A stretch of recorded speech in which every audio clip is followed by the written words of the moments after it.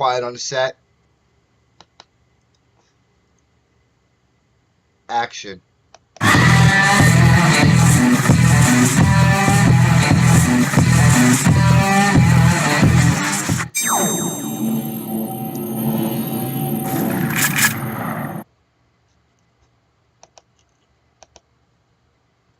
Action. Go. Ladies and gentlemen, this is John the Bull Alward. And agree or disagree with me, I'm going to say some things that a lot of people might want to say, but are too afraid to say. Thank you very much for joining me in the rant room tonight. And you know, it's funny because before we came on air, I had some definite things I wanted to talk about, and I will.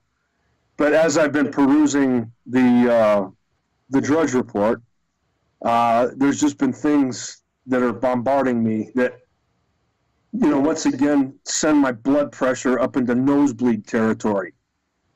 First and foremost, I just saw, in fact, it's the headline in the Drudge Report that says, a gut-wrenching day as GM closes the Ohio assembly plant in Lordstown. And I have mixed feelings about this.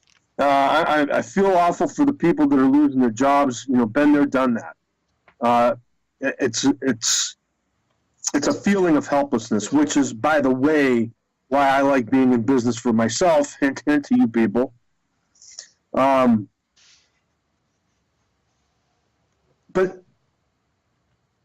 what are you supposed to do as a business when the product that's being put out sucks, i.e. the Chevy Cruze?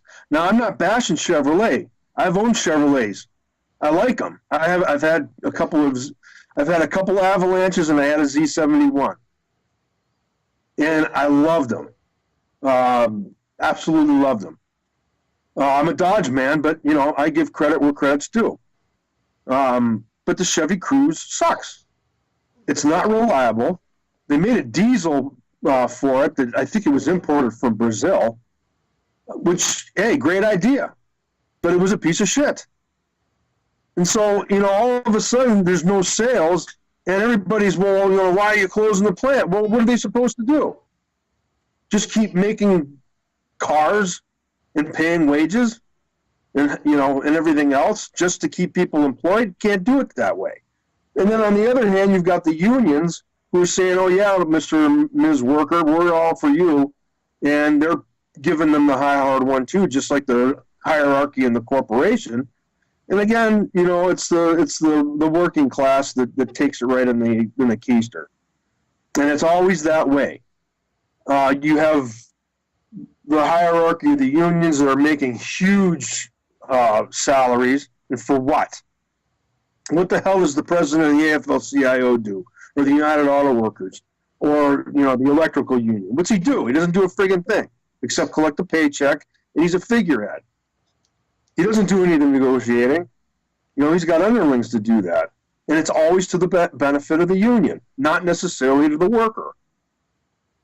And on top of that, and the political support has been obvious over the years, and they support the very people who stick it up their ass in terms of taxing.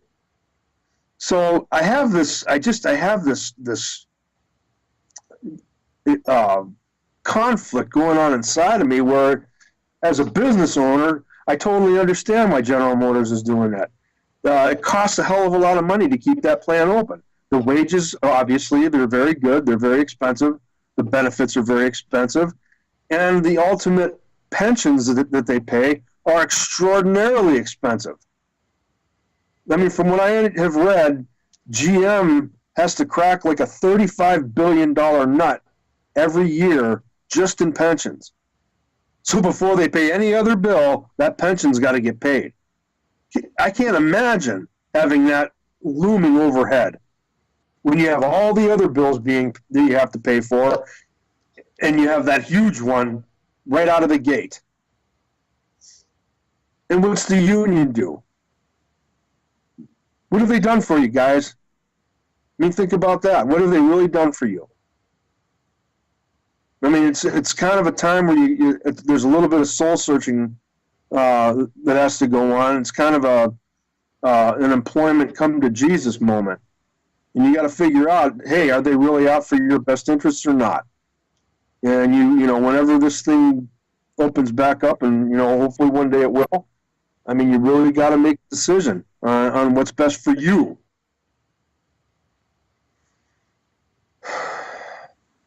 But I digress, because we're going to be continuing on to other subjects that are going to skyrocket my blood pressure well into the nosebleed territory. I have in front of me here the New York Fed. This is really one of the ones I love to talk about. I know when me and Skilo have talked off air about stuff like this, but the New York Fed, in its crystal ball, is saying the U.S. economy should slow considerably in 2019 as the boost from this last year's economic stimulus fades.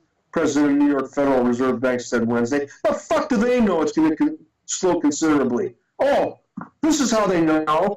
They're going to screw President Trump by raising interest rates. Thank you very much. There's another giant dildo that's going to be shoved up our ass fried. Thank you very much, Fed.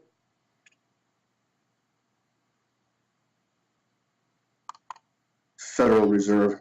For those of you, I know most people know about it, but for those of you that don't, the Federal Express is just as federal as the Federal Reserve, meaning it isn't. It's a private consortium of bankers and greedy bastards that have screwed the American public because they had the brilliance to con one of the most highly retarded presidents of our nation's history, and that's Woodrow Wilson, who, by the way, was a professor and why teachers should stay the hell out of politics.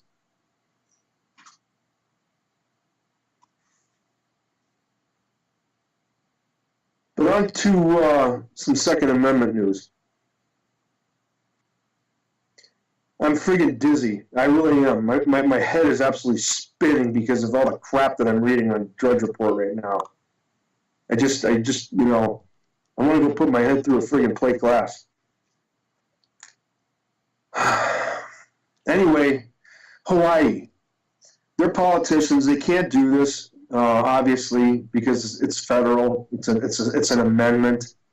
But they passed a resolution overturning the Second Amendment, which is nothing more than a gesture, a foolish gesture at best.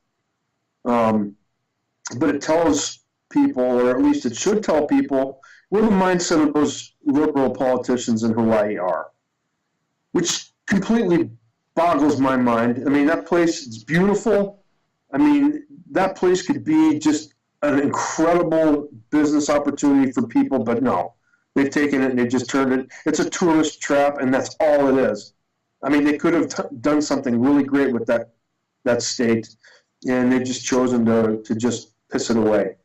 You know, relying on the tourist industry, and that can only go so far. Which is why they have such massive unemployment and such huge problems with addiction over there.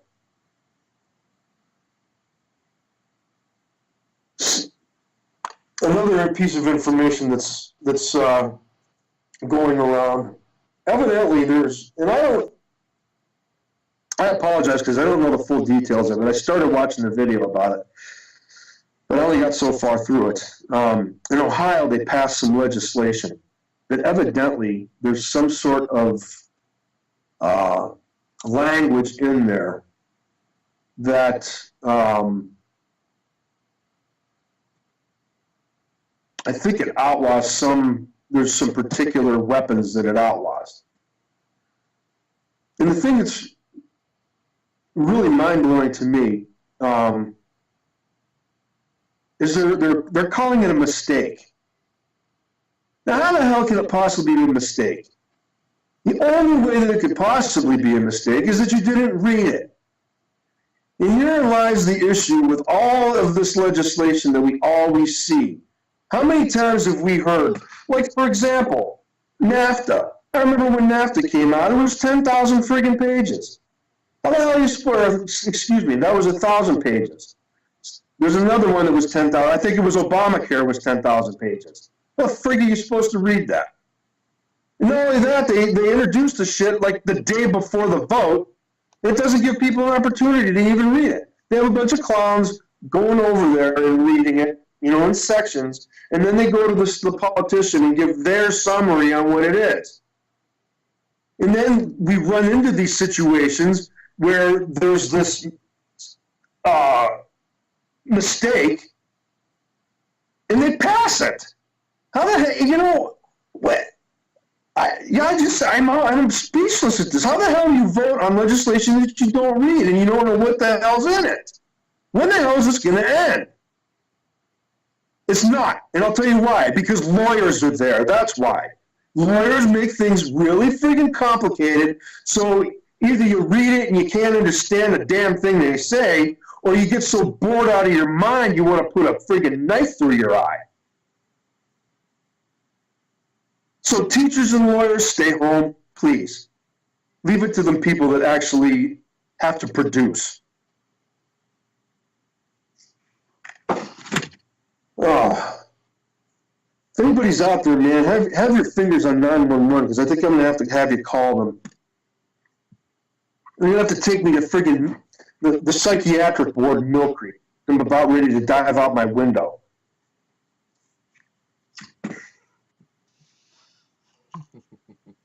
My goal here in 2019 is to get put in Facebook jail.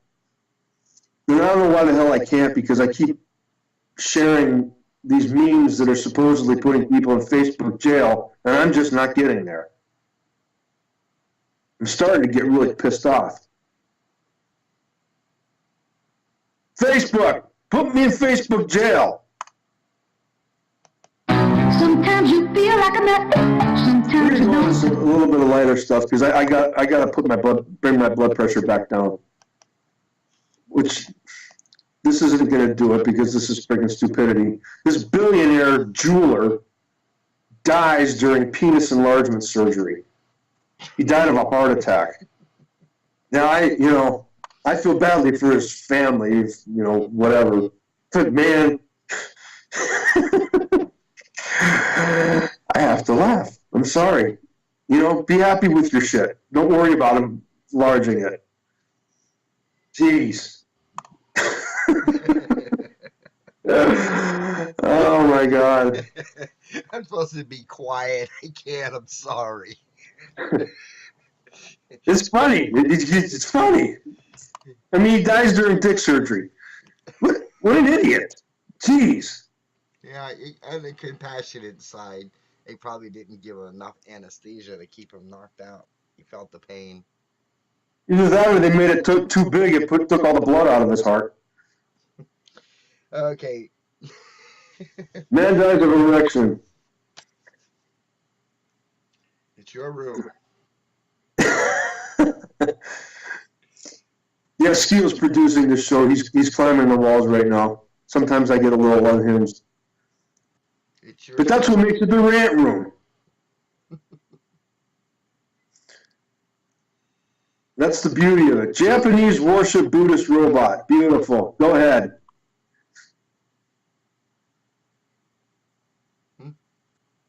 Pull it. Huh?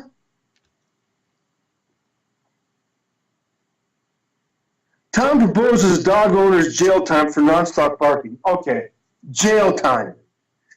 Jail time for people with dogs that won't bark or that keep barking.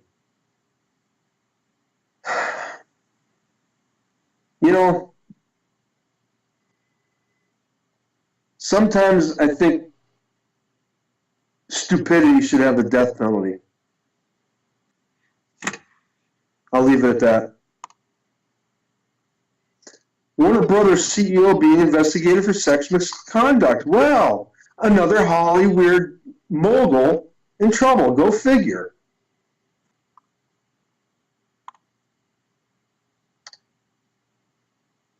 Judas Priest, these friggin' people. It's an insane asylum out there. Our country has become an insane asylum.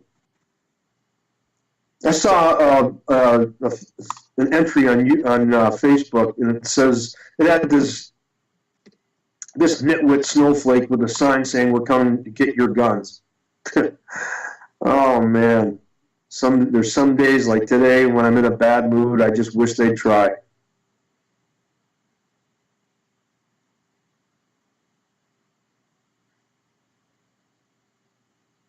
Dems fear targeting Trump family could backfire. Gee, you think?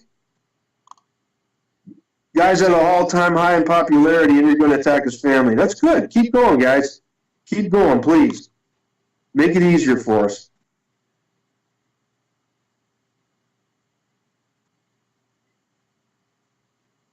Illegal immigration to pace to triple 2017 levels. That's beautiful. Hey, but there's no crisis on the border. Well, that was the other thing that I wanted to touch on.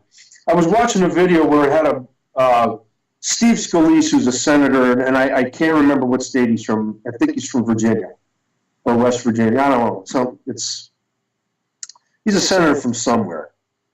And then there was a senator from Wisconsin who happens to be in the Air National Guard. He got deployed down under the border down in Texas. And he was on there just stating categorically that there absolutely 110% is a problem. I mean, the people are just coming over en masse. And it shows, it's what I just said, illegal immigration on pace to triple 2017 levels. That right there is evidence. It is a crisis. And for anybody that says it isn't a crisis, I won't say what I think.